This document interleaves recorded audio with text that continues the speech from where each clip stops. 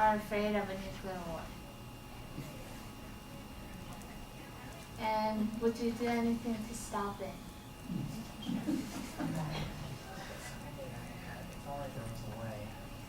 Well, today I'll give you a way by adopting the no first use policy. And it's a policy, for those who don't know, that refers to a nuclear power or a country to not use nuclear weapons as a means of warfare unless attacked by an adversary using nuclear weapons. In other words, it means we won't strike first if they don't strike us. And my main claim is that adopting this NFU would have substantial benefits not only to the U.S. but also to the world as well. And the two claims that I'm going to use to support this is that,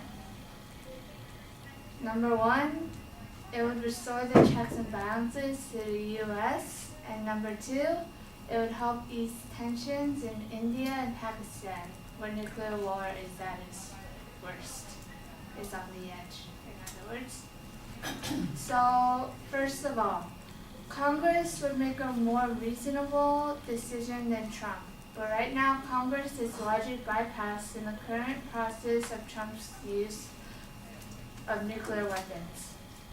President Donald Trump's threat to unleash fire and fury against North Korea have heightened fears about Cold War-era policies and procedures that put the authority to launch nuclear weapons in his hands alone, which was stated by Daryl Kimball, who is an executive director at Arms Control Association.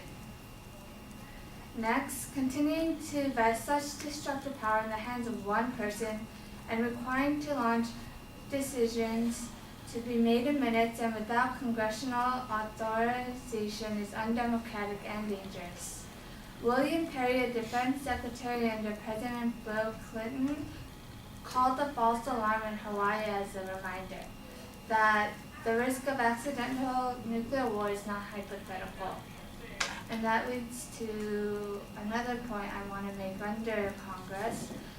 The NFU reduces the risk of miscalculation of launching a nuclear weapon by stopping the president from launching a unilateral nuclear first strike. This legislation policy would prohibit the president from launching a nuclear first strike without a declaration of war by Congress. The crucial use of nuclear first use is more urgent now than ever, now that President Donald Trump has the power to launch a nuclear war at a moment's notice, and he's posting tweets about this. Next, the NFU has been successful in past controlling chemical and biological warfare. Although the United States hasn't officially declared an NFU, there was the Geneva Protocols, which was pretty much the same thing. It was a treaty that prohibits the use of chemical and biological weapons in an international armed conflict, which was adopted by President Franklin Roosevelt. It was established in 1972 Biological Weapons Convention and the 1993 Chemical Weapons Convention, and they were established abroad. And parties all over the world undertook this convention and the Geneva Protocols. By adopting the NFU policies, it would ease tensions in India and Pakistan, which would be my next claim. India right now is on the brink of reversing its NFU policy, and there is increasing evidence that was stated by Vipin Narang, an expert on South Asian nuclear strategy at MIT, that said there is increasing evidence that India will not allow Pakistan to go first. Also, India will abandon this policy and launch a preemptive strike against Pakistan if it believes that Pakistan was going to use nuclear weapons or other tactical weapons against India. And why does this make us adopt the NFU? That's because U.S. joining India's call for NFU can snowball, making NFU the centerpiece of global nuclear restraint regimen. In 2014, India called the U.S. for negotiation on an NFE convention among other world's nuclear powers. If following the U.S. example, NFE were adopted by all other nuclear-armed states, the policy would become a centerpiece of the global nuclear restraint regime. This would strengthen strategic stability and mute crisis instability with the enemy, which would help stop India from reversing its NFE policy, which means that the risk of nuclear war would be a lot less in India, Pakistan, and all around the world. So, since we are a world power and other countries look up to us, we should adopt this no-frills policy. So for those who are scared of nuclear war happening, especially since we're at war in Iran for a couple of years, don't you think we should adopt this NFE policy? Thank you.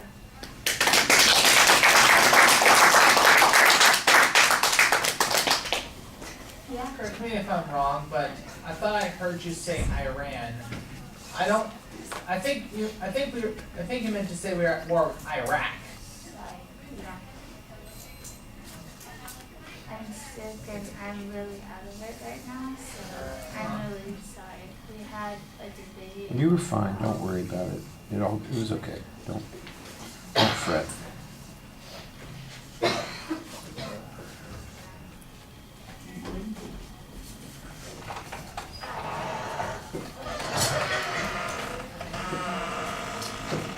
And please don't stand there, because I always feel uncomfortable when I'm giving my comments and you stand there like a target.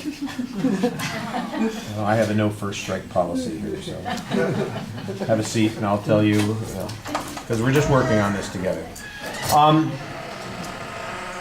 We talked several times. I know that you were adjusting the proposition right up to the end. It does have multiple claims in it at the end, because you're talking about the benefits to the U.S. and to the world. I think you want to simplify the claims and maybe just stick with the benefits, but it's okay. It wasn't a big problem, just a minor glitch. There's a good preview of what the secondary issues are. The controversy stems mostly from apparently the tweets that the president has given suggesting that he would release fire and fury on North Korea. How that gets translated to first use of nuclear energy was not quite clear, and I think that you have the one authority that's kind of making that inference, but I think you probably need a little bit more information to suggest that there is a likelihood that such a thing would happen. Also, I don't know that the president is unrestrained in regard to his ability to use nuclear weapons. If Trump wakes up this morning in a bad mood and decides that he wants to take care of whoever, I don't think that he can just launch those things. I don't know exactly what the procedure is or how that it gets done. I think that's something that you need to provide us a little bit of background information on this. The idea that Congress would be a reasonable mediator, or that's their responsibility. By the way, it is a constitutional responsibility for Congress to declare war, but that doesn't mean that the president is incapable of responding in a particular context, and we got a whole bunch of policies that establish that you just don't have time to get into, which I do understand a little bit. But this really seems to be predicated on the notion that we have something different now than we've had for the past 50 years. And the one thing that's different is Twitter all of a sudden, and that just feels like it's a little bit thin as a justification for adopting a policy. By the way, I thought that at the beginning you presented it as a claim of fact, but at the end of the presentation you're advocating it as a claim of policy, and that's a little bit of an inconsistency. It's well organized, it's easy to follow, you get kind of explain your points reasonably well. The notion that India would follow the U.S. in regard to this is,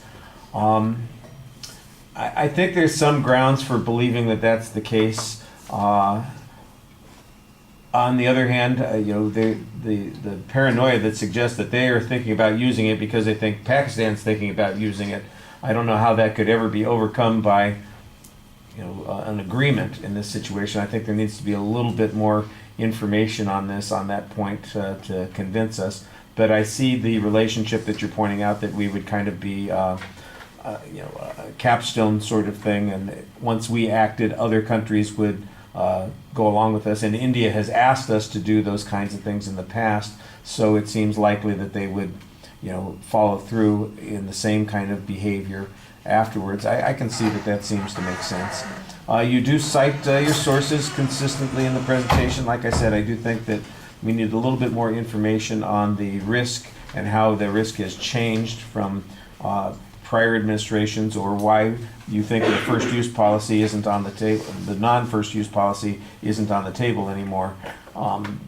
That I think is the part that needs to be developed the most. And then, like I said, at the end of the presentation, you're giving a claim of policy as your exit instead of sticking with your claim of fact that you started with, and that probably would be better. All right, thank you.